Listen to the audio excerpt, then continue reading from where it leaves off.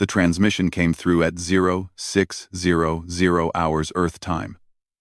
Every screen, every device, every communication channel across human space suddenly showed the same thing. The Korthax Empire wanted everyone to watch. Admiral Jack Morrison was drinking his morning coffee in the Global Defense Network headquarters when his entire wall of monitors switched to the broadcast. He set down his cup slowly and stared at the images filling his screens. New Perth was burning. The human colony world that housed 9 million people was under orbital bombardment. The Korthax warships hung in space above the planet like dark angels of death, firing their weapons in steady rhythm. Each strike turned city blocks into craters. Each explosion erased thousands of lives in seconds. The broadcast showed everything. Cameras on the ground captured people running through streets as buildings collapsed around them. Parents clutched children who would never grow up. Emergency responders rushed toward fires they could never extinguish. The Korthax made sure humanity saw every moment of it. Captain Lisa Hayes entered Morrison's office and stopped when she saw the screens. Her face went pale, but her voice stayed steady. "Sir, this is broadcasting across all of human space.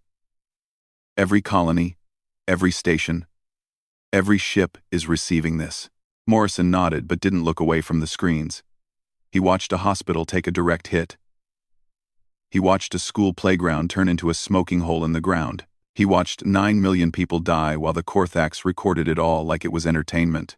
The bombardment lasted 47 minutes. When it ended, New Perth was a dead world. The oceans boiled. The atmosphere burned. Nothing lived on the surface anymore. The Korthax had been thorough.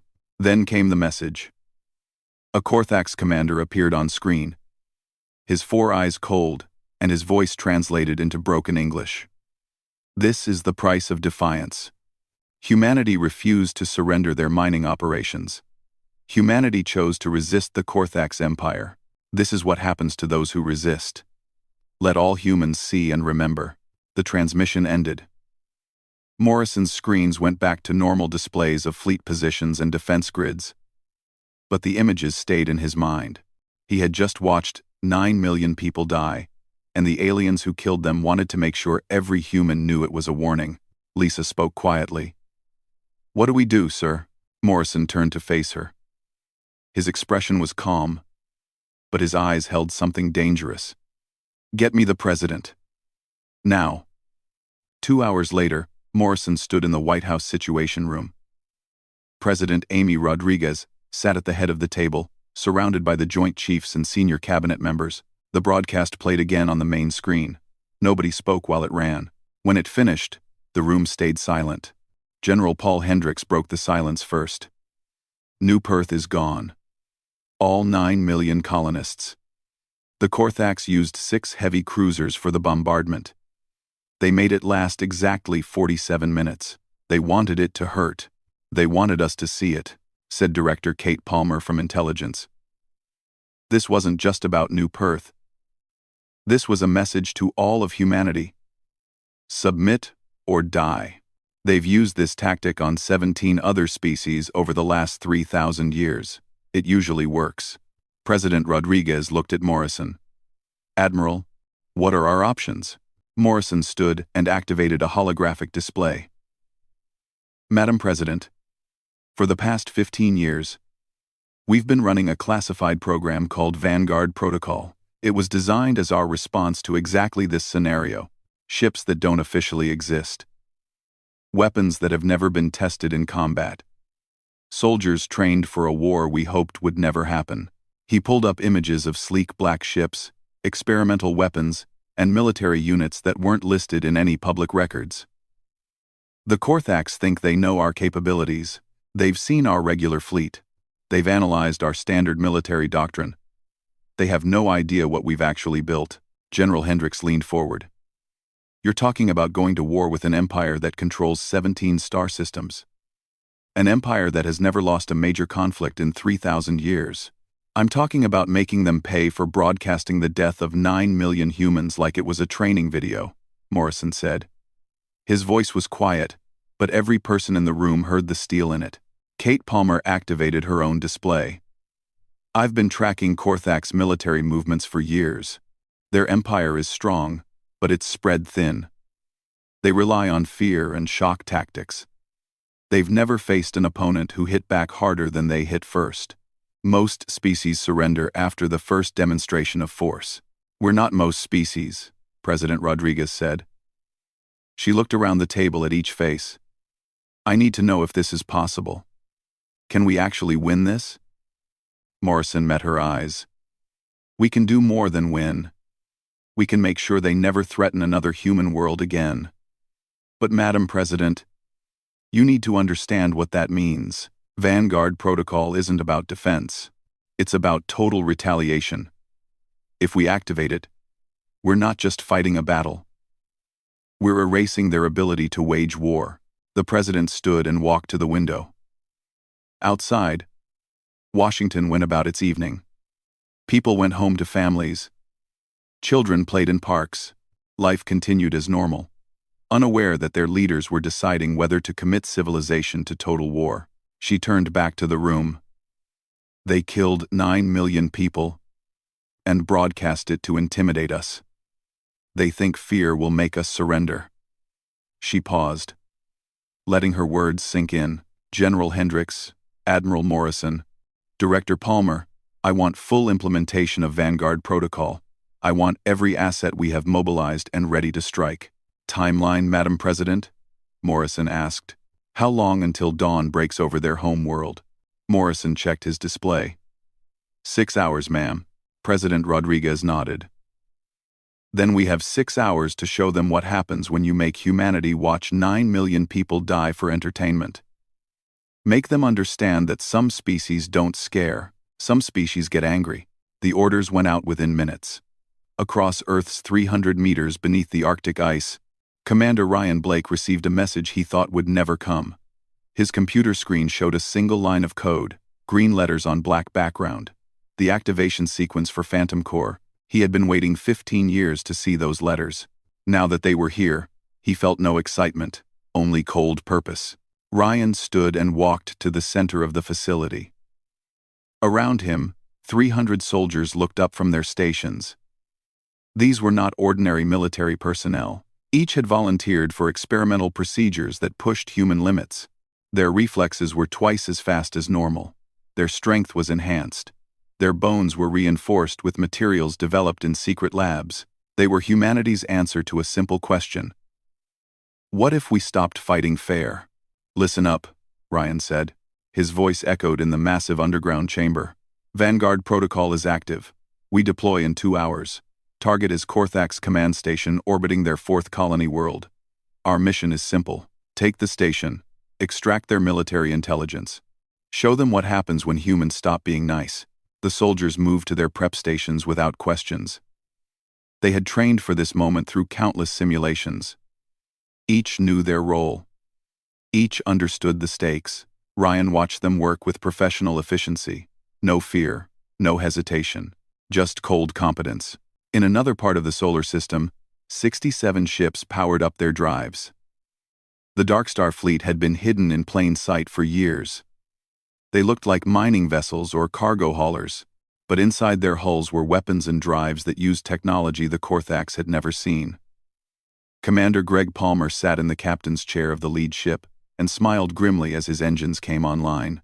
The Darkstar drives bent space around the ships instead of pushing through it. No heat signature. No radiation trail. Nothing for conventional sensors to detect. To enemy scanners, the ships simply didn't exist. Greg had spent 10 years testing the drives in secret. Now he would find out if they worked as well in combat as they did in trials. Captain Sam Hughes commanded the second ship in formation. She reviewed the mission parameters one more time. Her target was a Korthak's weapons factory on Vartok 2. The factory produced the missiles that had killed New Perth. Sam intended to make sure it never produced anything again. Her ship carried geological disruption charges designed by Dr. Nicole Stevens and her team. Weapons that could trigger earthquakes and volcanic eruptions. Weapons that could reshape continents. On Mars, Lieutenant Ben Crawford climbed into his strike fighter. Around him, 800 other pilots did the same. These weren't the fighters that Earth's regular military flew. These were smaller, faster, and armed with weapons that bent physics in uncomfortable ways. Ben checked his quantum displacement torpedoes. The warheads could phase through shields and armor before detonating inside enemy ships. In simulations, they were devastating. Soon they would find out if they worked on real targets. Ben's squadron leader, Commander Julie Parker, came over the comm. "All wings. This is Parker. We launch in 90 minutes. Our target is the Korthak's 3rd Fleet near their strategic reserve depot. Intelligence says they have 300 capital ships. We have 800 fighters. I like our odds." The pilots laughed, but it was dark humor. They all knew the math. 300 massive warships against 800 small fighters. It should be suicide, but the fighters had advantages the Korthaks didn't know about: speed that could outrun their targeting systems, weapons that could punch through their shields, and pilots who were very, very angry. At the Luna shipyards, the pride of humanity's secret arsenal prepared for launch. The Retribution was 5 kilometers long and mounted enough firepower to crack a planet. Admiral Morrison walked through the ship's corridors, reviewing last-minute checks. The main weapon, a focused gravitational beam that Dr. Stevens called Sunbreaker, had never been tested at full power. The calculations said it would work. Morrison would find out for sure when he fired it at the Korthak's home fleet. Captain Lisa Hayes met him on the bridge. "All systems green, Admiral.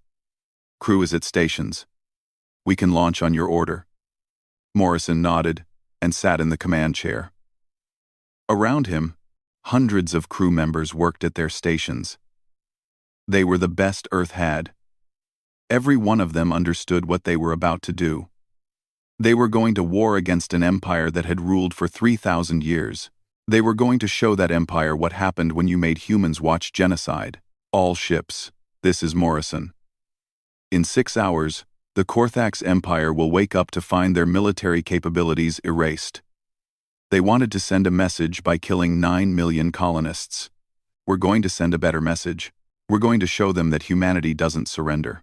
We don't negotiate with murderers. And we don't forget." On Earth, President Rodriguez addressed the nation from the Oval Office. Her speech was short and direct. "My fellow citizens, you have all seen what happened to New Perth. You watched as the Korthak's empire murdered 9 million of our people and broadcast it like entertainment. Tonight, we respond. Not with words, not with diplomacy, with justice. The Korthaks wanted to teach us fear. We're going to teach them regret." The speech lasted 3 minutes. Rodriguez didn't explain the details of the military operation. She didn't reveal the secret weapons or hidden fleets. She simply told humanity that New Perth would be answered. That was enough. Across Earth, people watched the broadcast and understood their civilization was going to war. Commander Ryan Blake and the Phantom Corps boarded their transport ship. The vessel would carry them through Korthak space, using the same invisible drives as the Dark Star fleet. Ryan checked his equipment one final time. His armor was black and absorbed all light. His weapons used directed energy that could cut through Korthak's hull plating like paper. He had trained with this gear for 15 years. Now he would use it for real. The transport launched silently from the Arctic facility. Within minutes, it was beyond Earth's atmosphere. Within an hour, it would be in Korthak space. Ryan sat with his soldiers in the dark cargo bay. Nobody spoke. Words weren't necessary. They all knew what needed to be done. The Dark Star fleet slipped through normal space like shadows. Commander Greg Palmer watched his sensors. Nothing. No detection. No alarms. The Korthak's border defenses never even noticed them pass. Greg allowed himself a small smile. The drives worked perfectly. They were inside enemy territory, and the enemy had no idea. Lieutenant Ben Crawford's fighter launched from Mars, along with his squadron. The small craft accelerated hard, pushing their pilots back into their seats with crushing force. Ben gritted his teeth and held formation. Around him, 800 fighters formed a perfect arrow, pointing toward Korthak space. They would arrive at their target in 4 hours. Back on Earth, Dr. Nicole Stevens watched the fleet depart from her lab. She had designed most of the weapons they carried. She had spent years developing technology that could win this war. Now she would see if her work was good enough. Nicole thought about the 9 million people who died on New Perth. She thought about the children who never got to grow up. She thought about the Korthax commander who had smiled while explaining why Commander Ryan Blake materialized inside the Korthax command station with 300 soldiers behind him. The transport ship had dropped them through a quantum breach directly into the station's central corridor. The Korthax never even knew they were coming until human soldiers appeared in their hallways. The station's crew numbered 800. They were trained soldiers of an empire that had conquered 17 star systems. They carried weapons that could punch through heavy armor. They had experience fighting dozens of different species. None of it mattered. Ryan's enhanced reflexes made him faster than any Korthax could track. He moved through the corridors like liquid death, his energy weapons cutting down anyone who raised a gun. His soldiers spread through the station with brutal efficiency. They had trained for this exact scenario in thousands of simulations. Every corridor, every room, every defensive position was already mapped in their minds. The Korthax tried to mount a defense. They activated bulkheads and security systems. They called for reinforcements. They sent distress signals to their fleet. Nothing worked. The Phantom Corps had hacked their systems before materializing. Every door opened for humans. Every defense turned against its makers. Every distress signal vanished into static. 9 minutes after insertion, Ryan stood in the command center. 800 Korthax soldiers were dead or unconscious throughout the station. Not one human had been injured. Ryan plugged into the station's main computer and started downloading everything. Military codes, fleet positions, command protocols, defense strategies. Every piece of intelligence the Korthax had accumulated over 3,000 years of conquest. Package secured, Ryan reported over secure comm. Station neutralized. 0 human casualties. Copy that, Phantom Corps, came Admiral Morrison's voice. Hold position and continue extraction. Fleet elements are engaging primary targets. Captain Sam Hughes brought her ship into orbit over Vartok 2. Below her, the weapons factory sprawled across an entire mountain range. This was where the Korthax built their warships, where they manufactured their missiles, where they armed their empire. Sam looked at the factory through her view screen and felt nothing but cold satisfaction. Deploy geological charges, she ordered. Her weapons officer launched 12 missiles toward the planet. They weren't designed to explode on impact. Instead, they burrowed deep into the planetary crust, kilometers below the factory. When they detonated, they didn't just destroy the factory. They cracked the tectonic plates beneath it. Sam watched her sensors as the mountain range began to collapse. Massive earthquakes rippled across the continent.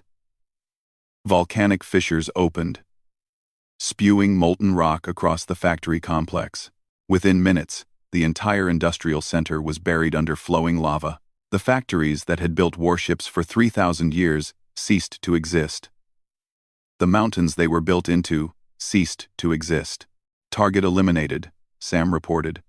Moving to secondary objectives, Lieutenant Ben Crawford's fighter wing found the Korthax Third Fleet exactly where intelligence said they would be. 300 massive capital ships, each one larger than a city block. They were the strategic reserve, kept near supply depots in case of emergency. They were about to face their emergency. All wings, weapons free, Commander Julie Parker ordered. Show them what human fighters can do. 800 fighters dove toward the Korthax fleet. The capital ships opened fire with everything they had. Space filled with energy beams and missiles. It should have been a massacre. The fighters were tiny compared to the warships, but the quantum displacement torpedoes phased through the Korthax shields like they weren't there. Ben locked onto a heavy cruiser and fired. His torpedo disappeared from normal space, phased through the ship's armor, and reappeared inside the engine room before detonating. The cruiser broke apart in a ball of fire. Around him, hundreds of other fighters did the same. Each torpedo, each kill, each enemy ship erased in seconds. The Korthax fleet tried to adapt. They launched their own fighters. They adjusted their shields. They changed their tactics. Nothing worked. The human fighters were too fast, Too agile. Too deadly. 47 minutes after the battle started, debris was all that remained of the Third Fleet. 300 capital ships reduced to wreckage, 800 human fighters regrouped and headed toward their next target. Third Fleet eliminated, Julie reported. Her voice was calm, professional. Inside, she thought about New Perth and felt no remorse for what she had just done. Admiral Morrison brought the Retribution into orbit around Corthax Prime exactly 4 hours and 30 minutes after leaving Earth. The Corthax home fleet scrambled to respond. 200 capital ships, the pride of their empire, rose to meet the human fleet. They were confident. They had numerical superiority. They had experience. They had the advantage of defending their home world. They had never faced the Retribution. Morrison watched the Corthax fleet approach on his tactical display. Captain Lisa Hayes stood beside him, her hands steady on her controls. The bridge crew worked in focused silence. Everyone knew what was about to happen. Everyone understood the weight of what they carried. Charge Sunbreaker, Morrison ordered quietly. Dr. Stevens' main weapon powered up. Deep in the ship's core, gravitational field generators spun up to maximum output. The weapon didn't fire energy or projectiles. It fired gravity itself. Focused, concentrated, irresistible gravity that could collapse anything in its path. The Corthax fleet opened fire first. Thousands of missiles and energy beams filled space between the fleets.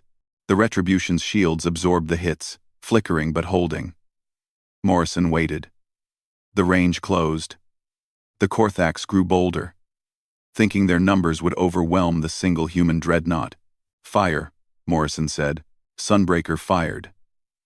A beam of pure gravitational force lanced across space, invisible to the naked eye but devastating to anything it touched. 30 Corthax ships in the beam's path simply collapsed. Their hulls crumpled like paper. Their crews were crushed to nothing. The ships compressed into dense spheres the size of marbles, then vanished as their mass collapsed below stable thresholds. The Corthax fleet faltered. They had never seen anything like this. Morrison didn't give them time to recover. Fire again. Sunbreaker fired 5 more times. Each shot erased 30 ships from existence. Each pull of the trigger removed entire squadrons from the battle. The Corthax home fleet, which had defended their empire for 3,000 years, lasted 18 minutes against human weapons. When the shooting stopped, debris filled the orbit of Corthax Prime. 200 capital ships reduced to wreckage and compressed matter. The homeworld below stared up at the human fleet in the suddenly empty sky. They had no defense left. No fleet to protect them. No military to save them. Morrison looked at the planet on his view screen. 4 billion Corthax lived down there. Civilians. Families. Children. The same as New Perth had held before the bombardment. He thought about the broadcast. About the Corthax commander who had smiled while explaining why 9 million humans had to die. He thought about President Rodriguez's orders. Begin orbital bombardment, Morrison ordered. All ships. Open fire. Target every military installation. Every government facility. Every industrial center. Every city. Follow Vanguard protocol. Rules of engagement. Match their timeline exactly. The bombardment began at 0400 hours Corthax prime time. The human fleet fired with mechanical precision. Each shot was calculated. Each target was chosen. Morrison wasn't trying to destroy the planet. That would be too quick, too merciful. He wanted survivors. He wanted witnesses. He wanted the Corthax to live with what they had done. Cities burned under orbital strikes. Government buildings collapsed into rubble. Military bases ceased to exist. Industrial centers turned to molten slag. But Morrison left the agricultural areas intact. He left the rural populations alive. He specifically avoided strikes that would poison the biosphere or make the planet uninhabitable. The bombardment lasted exactly 47 minutes. The same duration as New Perth's destruction. When it ended, Corthax Prime's military capability was erased.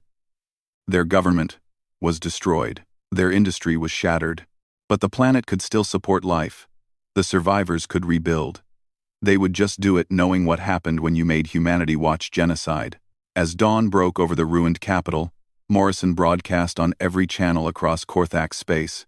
His face appeared on every screen, his voice translated into their language. The message was simple. This is Admiral Jack Morrison of Earth.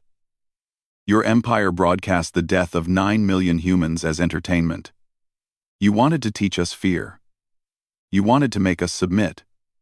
Instead, you taught us exactly how. The Confederation of Aligned Worlds called an emergency summit 72 hours after the 6-hour war ended. 43 civilizations sent representatives to the neutral station orbiting Confederation Prime. They all wanted answers. They all wanted explanations. They all wanted Earth to justify what it had done. Ambassador Henry Foster walked into the council chamber, knowing every eye was on him. He was a career diplomat who had spent 30 years building relationships with alien civilizations. He had negotiated trade agreements and peace treaties. He had always believed in finding common ground. Today, he was here to defend genocide, as a response to genocide. The council chamber was a massive circular room with seating for all 43 member civilizations. Henry took his place at the podium in the center. Around him, representatives from species that looked like insects, reptiles, birds, and things Earth had no names for, all stared with various forms of disapproval.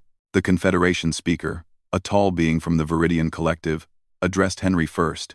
Ambassador Foster, this council demands an explanation for Earth's actions against the Korthak's empire. Your military forces destroyed their fleet, devastated their home world, and eliminated their capacity for self-defense. This appears to be a violation of every principle the Confederation stands for. Henry nodded slowly. May I show the council something before I respond? The speaker gestured agreement. Henry activated the holographic display in the center of the chamber. The New Perth broadcast began to play. All 47 minutes of it. Cities burning. People dying. Children running. The Korthak's commander explaining why humanity had to be punished for refusing to surrender mining operations. Henry watched the council representatives as the broadcast played. Some looked away. Some showed visible distress. Some remained impassive. When it ended, Henry spoke into the silence. 9 million humans died in that broadcast. The Korthak's empire sent it to every human colony, every human station, every human ship. They wanted us to watch. They wanted us to understand that this was what happened when we didn't surrender to their demands. They made our people's deaths into entertainment and intimidation. Henry paused and looked around the chamber. So to answer your question about Earth's actions, I say this. We explained ourselves 9 million times. Once for each human life they took while broadcasting their entertainment. Do you have any other questions? The chamber remained silent. Not because they agreed, but because none of them knew what to say. Finally, the Viridian speaker spoke again. What you describe is terrible. But does it justify the scale of your response? You erased an entire empire's military capability. You devastated their homeworld. Where does proportional response end? Henry leaned forward. The Korthaks have used this tactic on 17 other species over 3,000 years. They broadcast genocide to force submission. It worked every time, because nobody hit back harder than they hit first. We ended that cycle. We showed them, and every other empire watching, that humanity doesn't respond to fear with submission. We respond with absolute clarity. A representative from the Thalan Concordat stood up. You speak of clarity, Ambassador, but what we see is vengeance. You destroyed more than was necessary. Did we? Henry asked. We matched their timeline. They took 47 minutes to destroy New Perth. We took 47 minutes to destroy their military capacity. They killed 9 million civilians. We destroyed their warships and their capability to kill anyone else. We left their civilians alive. We left their planet habitable. We gave them something the Korthaks never gave to New Perth. A chance to survive. On Earth, the reaction was complex and divided. President Rodriguez watched the news broadcasts from the Oval Office. Some channels showed celebrations. people in the streets cheering that New Perth had been answered. Others showed protests. People demanding that Earth be held accountable for what they saw as excessive force. General Paul Hendricks entered her office carrying casualty reports. "Madam President, final numbers are in. We lost 17 fighters in the engagement with the Third Fleet, 41 crew members total. The Korthax lost their entire military capacity, 300,000 military personnel confirmed dead." Rodriguez looked at the numbers. 41 humans dead versus 300,000 Korthax. The math should have made her feel victorious. Instead, she just felt tired. And civilian casualties on Korthax Prime? "Our strikes avoided civilian centers as much as possible," Hendricks said. "Estimated civilian deaths are around 200,000. Mostly from collateral damage when we destroyed military installations inside or near cities. Far fewer than they killed on New Perth. Far fewer than 9 million. Rodriguez repeated. She stood and walked to the window. Outside, protesters carried signs demanding Earth be held accountable. "Paul, were we right? Did we do the right thing?" Hendricks was quiet for a moment. "Madam President, the Korthax killed 9 million people and broadcast it to intimidate us. If we had done nothing, they would have done it again. If we had responded weakly, they would have done it again. We responded with overwhelming force to make sure they, and everyone watching, understood that humanity will never be intimidated into submission. Was it right? I don't know. Was it necessary? Yes." Rodriguez turned back to face him. "Schedule a national address for tomorrow evening. I need to explain this to our people. Both the ones celebrating and the ones protesting need to understand what we did and why." Commander Ryan Blake submitted his mission report and sat in Admiral Morrison's office. The Phantom Corps had completed their operation with 0 casualties and perfect success. Every objective achieved, every piece of intelligence extracted. Blake should have felt accomplished. Instead, he felt empty. "Sir, I'm requesting immediate disbandment of the Phantom Corps program," Blake said. Morrison looked up from the report. "Your unit performed perfectly. Why would we disband it? Because we built these capabilities hoping we'd never use them. Now we've used them. If we keep the program active, we'll use them again, and again, until we become the thing we built them to fight against." Blake met Morrison's eyes. "We created soldiers who can appear anywhere, kill anyone, and disappear without trace. That's not defense, sir. That's assassination capability. I don't want to be part of turning that into standard operating procedure." Morrison was quiet for a long moment. Then he nodded. "Request granted. The Phantom Corps will be disbanded. The soldiers will return to regular military service with their enhancements removed if medically possible." Captain Lisa Hayes brought a recommendation to Morrison about the Dark Star fleet. "Sir, Commander Greg Palmer suggests we mothball the ships but not dismantle them. Hide them in deep space with automated maintenance systems. Keep them ready in case we need them again, but remove them from active service." Morrison approved the recommendation. The Dark Star fleet slipped into deep space, their gravitational drives making them impossible to track. Hidden bases that nobody knew existed. Ships that were officially scrapped. Just in case humanity ever needed invisible fleets again. Dr. Nicole Stevens stood in her lab, surrounded by 15 years of weapons research. She had designed the quantum displacement torpedoes. She had created Sunbreaker. She had developed weapons that bent physics and made war more terrible than any previous generation had imagined. Now, she had to decide what to do with all of it. She spent 3 days reviewing her work. The weapons that had proven effective in combat, she archived with detailed documentation.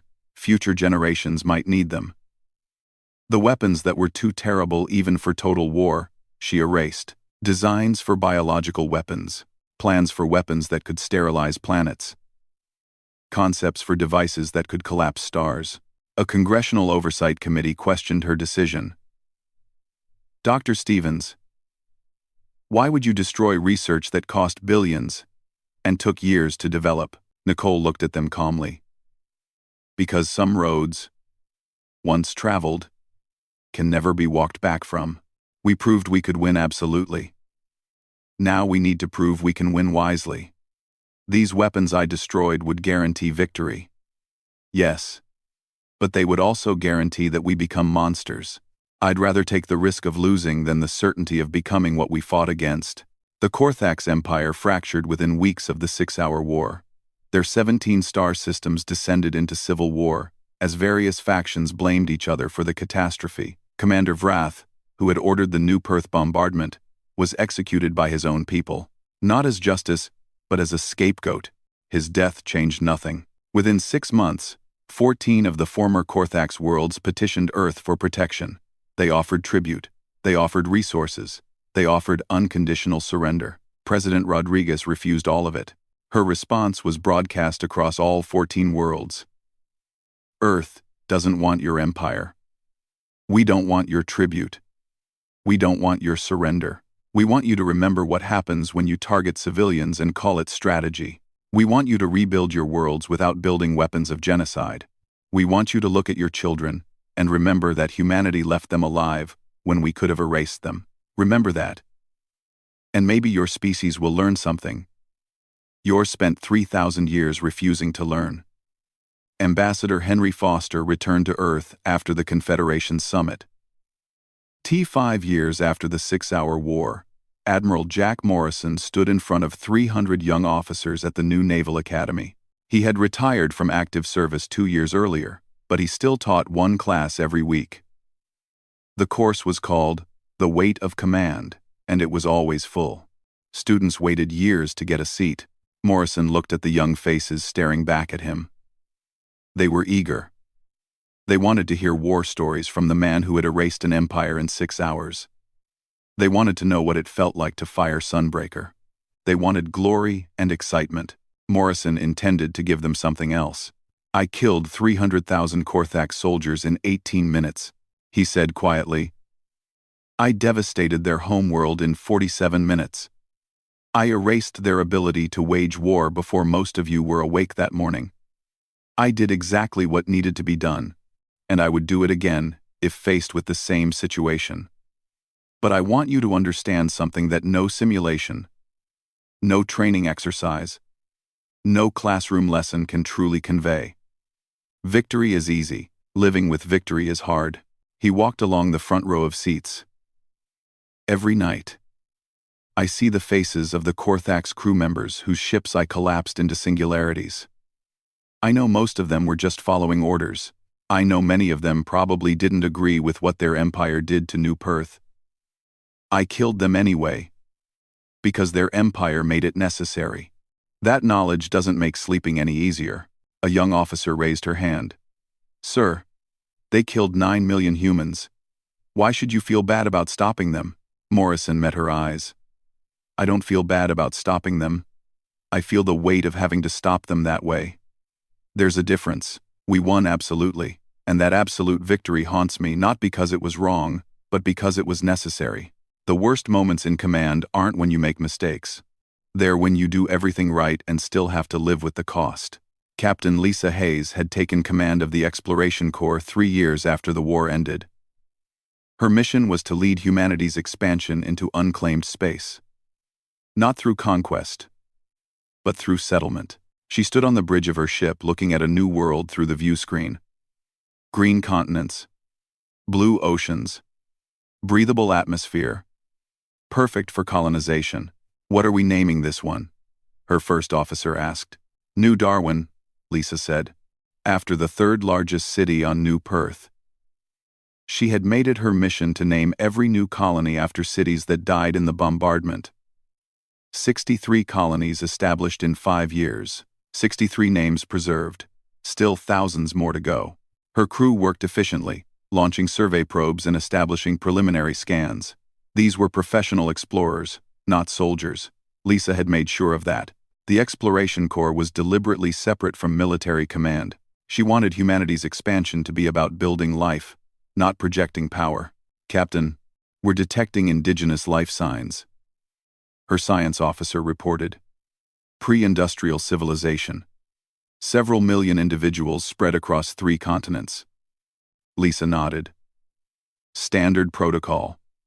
Mark this system as protected territory. No colonization. No interference. We observe and move on. Log the discovery and transmit the data back to Earth. The crew followed her orders without question. This was the new humanity. Still strong. Still capable of defending themselves. But leading with exploration instead of weapons. Lisa looked at the alien civilization on the planet below and smiled. They would never know how close they came to being discovered by the old humanity, the one that might have seen them as obstacles or resources. The 6-hour war had changed more than just military doctrine. Lieutenant Ben Crawford sat in the pilot's seat of a civilian cargo hauler, running supplies between Earth and the outer colonies. He had left military service 2 years after the war and never looked back. His strike fighter days were over. He flew cargo now, and he was content with that. A young pilot at the refueling station recognized him one day. "Hey, you're Ben Crawford, right? The guy who fought at the Third Fleet battle? Can you tell me what it was like?" Ben shook his head. "I can tell you it was necessary. I can tell you we won. But I can't make it sound exciting or glorious. Because it wasn't.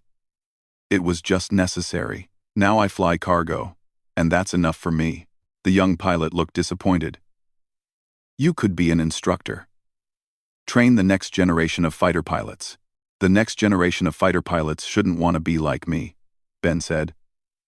"They should hope they never have to do what I did. Fighting one war like that is enough for any lifetime." Dr.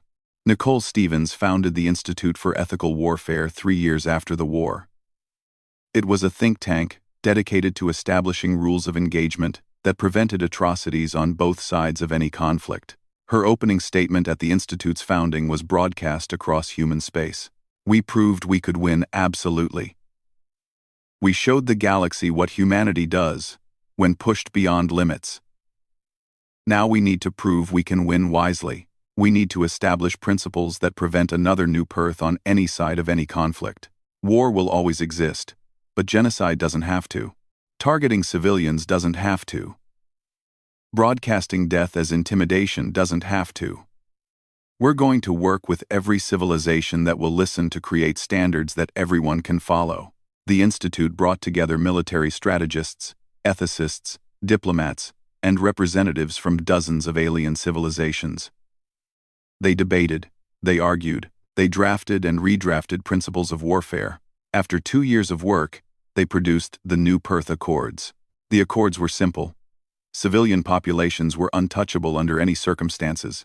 Genocide was met with total war from the galactic community, not just the affected species. Broadcasting atrocities was considered an act of war in itself. Proportional response was codified. Protection of non-combatants was mandatory. 67 civilizations signed the accords within the first year. More joined every month. The document wasn't perfect, but it was a start. Nicole looked at the signatures and felt something she hadn't felt since before the war. Hope. Commander Ryan Blake existed in records as retired, but his actual status was more complicated. He ran the Sentinel program, an intelligence network that monitored every corner of known space for signs of atrocity. The program was so classified that most of Earth's government didn't know it existed. Ryan sat in a hidden facility, reviewing reports from hundreds of intelligence operatives spread across the galaxy. His job was simple. Prevent the next genocide before it started. Stop atrocities in planning stages. Identify threats before they could broadcast their horrors to the universe. His team intercepted communications from a minor empire planning to make an example of a rebellious colony. Ryan's report went directly to President Rodriguez's successor. Within hours, a diplomatic mission was dispatched. The empire received a quiet message. "Earth knows what you're planning, and we remember what happened to the last empire that tried it." The planned attack was cancelled. Ryan never took credit. His team never appeared in public. They just worked, day after day, preventing horrors that nobody else would ever know were coming. It wasn't glorious. It wasn't celebrated. But it was necessary. President Rodriguez finished her second term and declined to run again.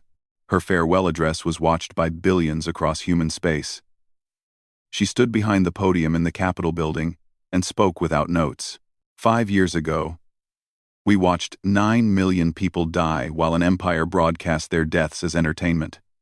We responded with total war. And we won. Absolutely. That victory defined a moment, but it cannot define our future. We showed the galaxy what humanity does to those who commit genocide. Now, we must show them what humanity does in peace. Always. Always. She paused and looked directly into the cameras. The first was easy. We had weapons and anger and justified rage. The second is harder. Building is always harder than destroying. Creating peace is harder than waging war. Being worthy of the sacrifice of New Perth is harder than simply avenging it. But that's the work ahead of us. That's the challenge we must meet. Rodriguez stepped down from the podium to thunderous applause. She had led humanity through its darkest moment and brought them out the other side. History would remember her for the 6-hour war, but she hoped they would also remember what came after. The Korthax worlds recovered slowly. Earth provided humanitarian aid but never occupied. Medical supplies, food shipments, technical assistance for rebuilding infrastructure. But no soldiers, no governors, no control. The message was clear. We will help you rebuild. But you will never forget why you needed to rebuild. A new generation grew up on Korthax Prime knowing the story. Knowing what their empire had done. Knowing what humanity had done in response. The old pride was gone. Replaced with something more valuable. Awareness. The understanding that actions had consequences, and some consequences erased empires. In the ruins of New Perth, a memorial was built. 9 million names carved into black stone, arranged in a spiral pattern visible from orbit. Families came from across human space to see the names, to remember, to grieve, to understand what had been lost and why it mattered. Admiral Morrison visited the memorial on the 5th anniversary of the bombardment. He stood in front of the black stone and read names at random. Emma Carter, age 7. Daniel White, age 43. Sophie Martinez, age 19. Each name was a life. Each life was a story that ended too soon. A young girl approached him while he stood there. She couldn't have been more than 10 years old. Are you Admiral Morrison? He nodded. I am. My teacher said you're the one who made the bad aliens pay for what they did. Morrison knelt down to her eye level. I did. But I want you to understand something important. The reason we fought wasn't to hurt them. It was to protect people like you, so that no one would ever broadcast something like New Perth again. Do you understand? The girl nodded seriously. My teacher says we have to remember, so it never happens again. Your teacher is right, Morrison said. We remember so we can be better. Both in how we defend ourselves and in how we treat others. 50 years after the 6-hour war, children across 100 worlds studied the conflict in school. Not as a story of human triumph, but as a lesson in cause and effect.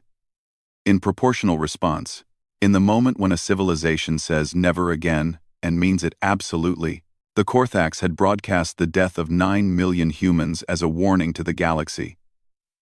They wanted to teach fear. They wanted to force submission. They wanted to prove that resistance was futile. Humanity had erased their empire before dawn as a response.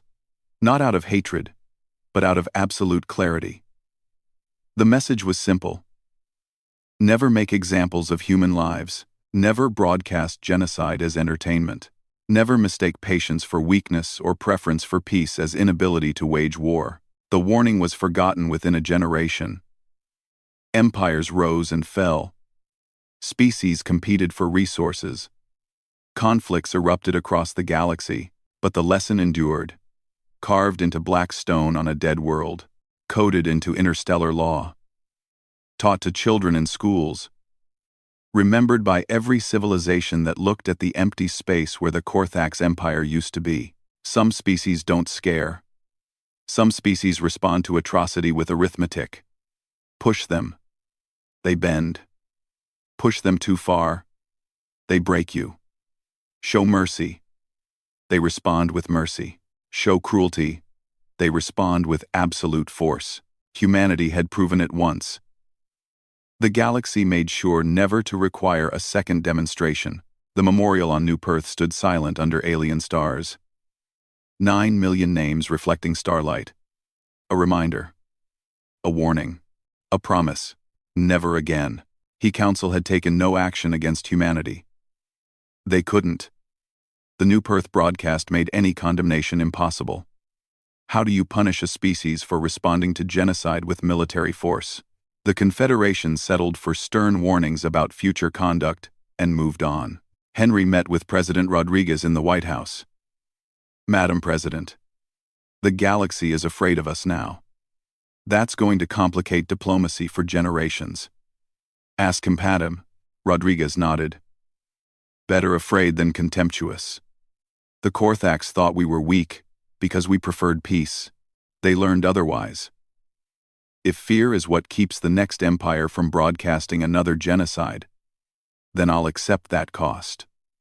And if it makes us into the next empire everyone fears, Henry asked, then people like you need to remind us why we fought in the first place.